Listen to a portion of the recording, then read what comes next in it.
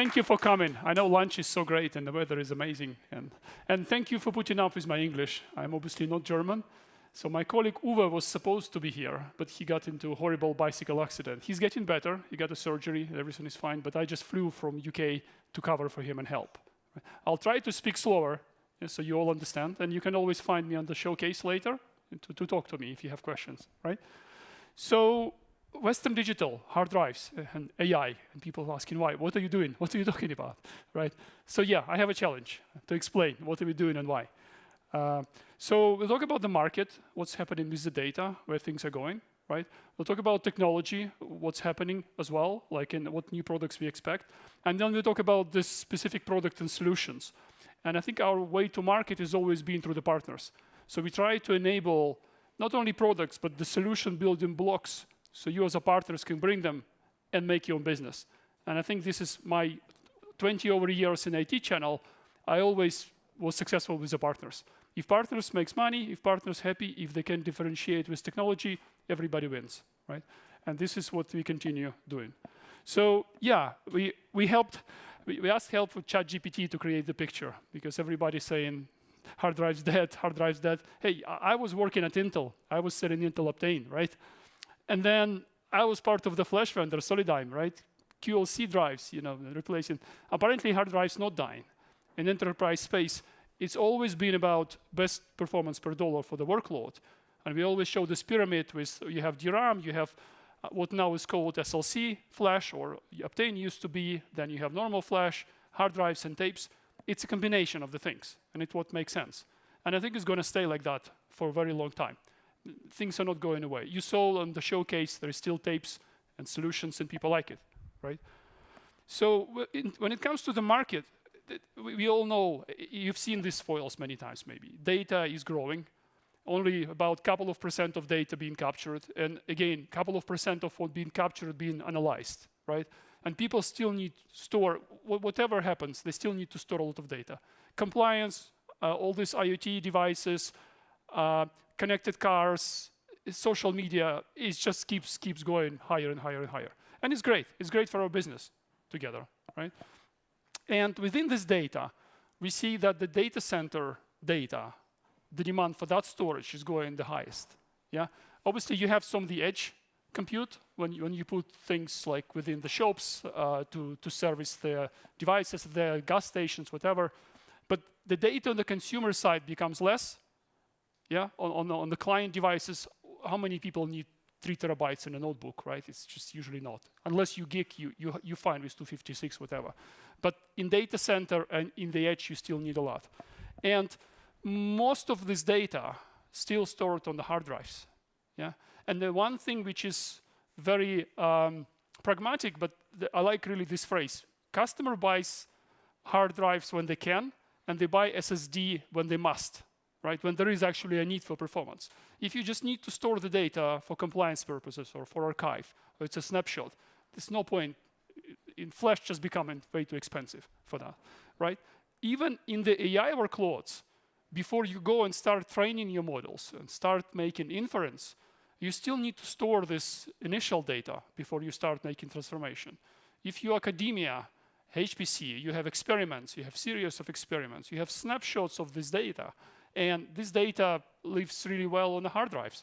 When you start transforming it, curating, preparing for AI, yeah, you would need flash, fine. But before, or snapshots of AI learning models as well in the process, hard drive does the job. And it's reliable media which been there for ages, right?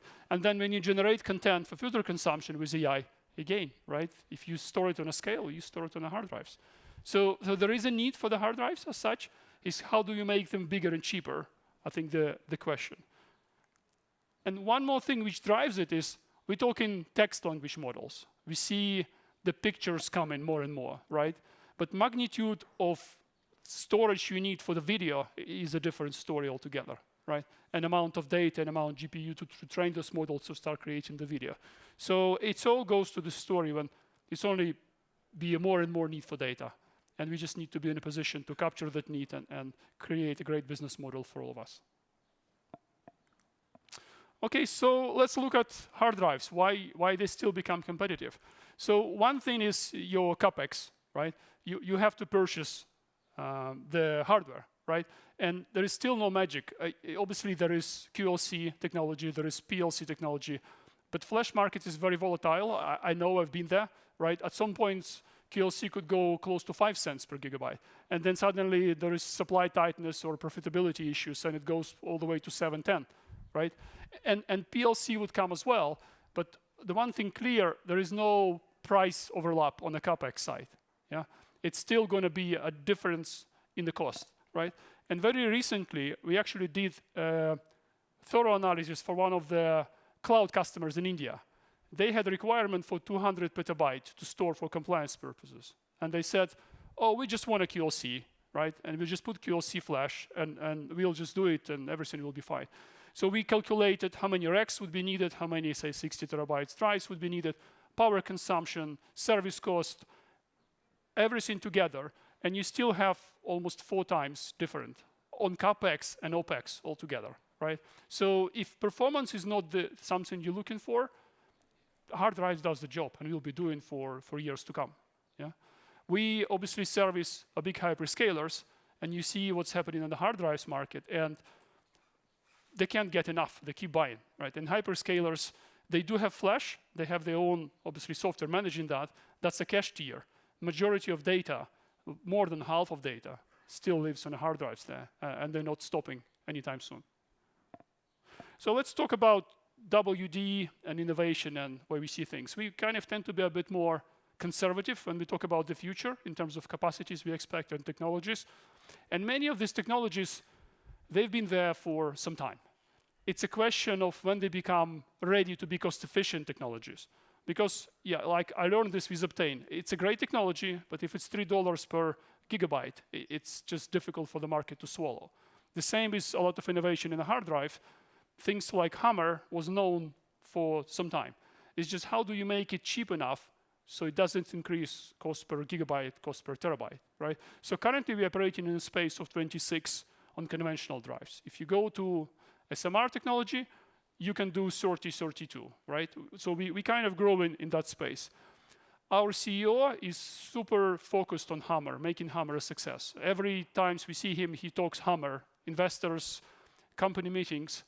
Hammer is the next enabler of the technology. And we think with Hammer, we're going to get to close to 50. Yeah, 44, maybe SMR, you out on top, you have 48, right? And progressing with that forward. There is a next generation called HDMR. Again, not a super new thing, but takes time to make it affordable, cheap, reliable, so you can start using it as well day to day and rely on it. And a lot of things going on, right? What I found about this company when I joined a few months ago is amount of engineers is still staggering, right? I think we have about 400 salespeople out of 40,000 people company size. And obviously manufacturing is a big chunk, but engineering is crazy. And the patents they have around the SMR and ultra SMR, and we're going to talk about this as well, using the NAND, but not like a cache, using the NAND to optimize the logic and how SMR works. A lot of things happening. And on the Hammer alone, I think there is like 470 active patents, and they keep working, right? So it's a big investment area for us. And we see this as a next enabler for the higher capacity of the drives, right? Another interesting thing happening is that SATA and SCSI kind of dead-end interfaces in terms of what's next after that, right? There is no SATA after SATA 3 or SCSI 4, I think it's what, SAS 4, sorry, right? So there are actually talks about flashes in VME, maybe hard drives goes in VME. It just makes things very simple from the management perspective. And when I talk further about disaggregated storage, I hope it will become a bit more clear why. And when we talk about SMR technology, obviously hyperscalers have their own software departments, and they can write software which optimized for SMR to extract capacity, right? For the channel and partners like you, we're still working. We're still finding the solution which is very easy for you to use and plug and play. So you don't have to use some specific software and create some custom configurations, and it's just crazy complex. We want something plug and play, and it will take time.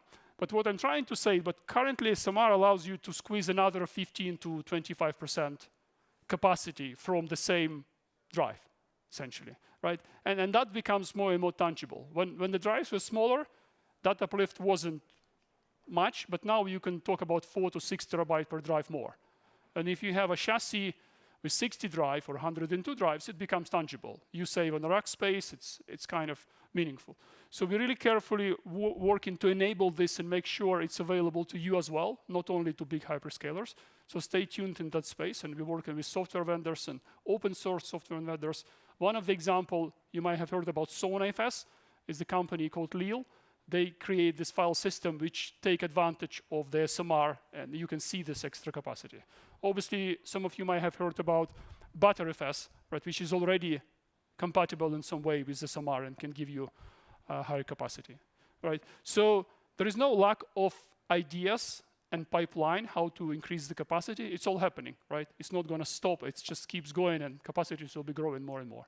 And in a cost-efficient way. That's most important. On the product side, obviously, we have everything from 26 on standard CMR, which is kind of plug and play, and we can go to 32 on SMR today, right? And then at the bottom, we still ship, I think, 1 terabyte, but it's pretty much, nobody needs it anymore. So I think 2 terabytes. There is a massive range of those drives available today. This is where the story becomes a bit more interesting, right? So storage alone is great, but we look as well at how people use storage. And what we see more and more, like if you remember a decade ago, virtual machines were a thing. Because people said, hey, I have multi-cores in my CPU, why don't I split CPU and do virtual machines? And I can do it on the fly, and I can create all the flexibility and TCO savings. And then containers come. And containers is a great thing. Again, you can do a lot of things on the same machine. It's a composable, ephemeral. You can create on the fly, right? Storage was never there yet. And I think it's becoming a time when storage becomes same as virtual machines and containers. Because before you buy your node, vSAN node or whatever, like Proxmox or whatever else you're using, right? And it has storage, it has compute, and it has network, and you add nodes more and more and more. Now you have a massive competition for PCI lanes within the system, right? If you have 4 or 8 GPUs, right, how many lanes do you have for network and storage? It becomes a compromise all the time. And say storage is fast when it's on your node, but when you start going through the node and you only have 50 gigabit network, you're not getting any performance from the flash on the other node. It all becomes bottlenecked and it's difficult to scale. So we come with this idea of disaggregated storage. We think that Ethernet, RoCE or just normal TCP, right, becoming a media, a fabric for interconnect in data centers.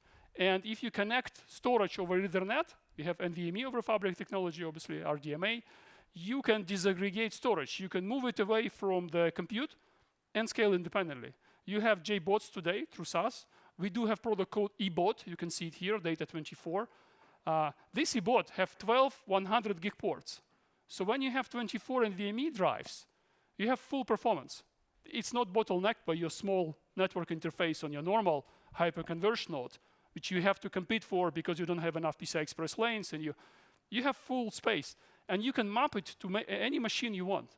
And we also move into the future when the hard drives will be connected to Ethernet. You have 200 gigabit connector on the bunch of 100 drives, and you see it through the network, and you connect it again to any servers. And you don't have that limitation when with SAS, you can only create 6 zones. You cannot map one drive. And there are security things as well, right? And manageability. And it's all we see going to go away. And obviously, hyperscalers already there. But workloads like AI, like parallel file systems, like cloud, virtual machines, right? That's all already coming to this way. Because people see the point of, okay, I buy compute and GPUs when I need to. I need to water cool them. They need to be in special racks. Great. I put storage in a different place, right? Which is not even maybe the same building. And it makes a lot of economic sense. And it makes a lot of sense from scaling and flexibility perspective. Because you can rearrange on the fly. You train one AI model, you need certain amount of storage. Great, you connect it through assigning different VLANs, right? And assigning different SSD or even namespaces to your GPU machines. Things changed, you reassign everything without tearing down your data center. Great. So when I said about we working on solutions to enable you, we look at the companies which bring innovations on the software, who can take advantage of this technology. And one of this example, oh, sorry, I'm jumping a bit. Let's skip this one, because it just really doesn't help with the story. One of the examples is the company called PKIO. They started maybe 3-4 years ago, right? You have the big names, obviously, VECA, DDN, VAST. They said, hey, everybody did storage back in the days, 2 decades ago, right? Lustre, say, created a long time ago, Ceph and stuff. They tried to do many things. And now AI came, they're trying to do things for AI. Peak started saying, I just do storage for AI from the piece of paper, from scratch. I use NVMe over Fabric, I use disaggregated, I use RDMA as much as I can. It supports GPU Direct, it supports NFS, it also supports PNFS, and I think there is a collaboration going on with Hammerspace, between Peak and Hammerspace. So what we're doing, we're creating a reference architecture with them for you, so you can say, hey, I have need for 2 nodes only, right? Small cluster, or maybe I need all 20 petabytes, right? So we say, this is how you set it up, this is the software you use, this is the network topology you need, and you as a partner can go and deploy it. It gives you up to 6x reduction in your footprint and the power consumption. Of course, you can do it with DDN, but it will cost you more, and you have to buy more nodes. Great. I think for you, local partners, your play is to be different. Your play is to be faster, right? And you can use things like this and go and compete face-to-face, right? And this is what we want you to do. We want you to bring these innovations to the market, be competitive. There is a lot of, obviously, things about European, built in Europe. It's watertight. It doesn't need any cloud services to work. You install it, you control it, you manage it, right? So this is what we're trying to do, and this is where the vision is not only hard drives and capacity, but disaggregated storage and NVMe over Fabric storage, plus solutions that enable you to compete and be successful on the market. So that's what I wanted to talk to you about, and thank you very much for your time. I really appreciate it.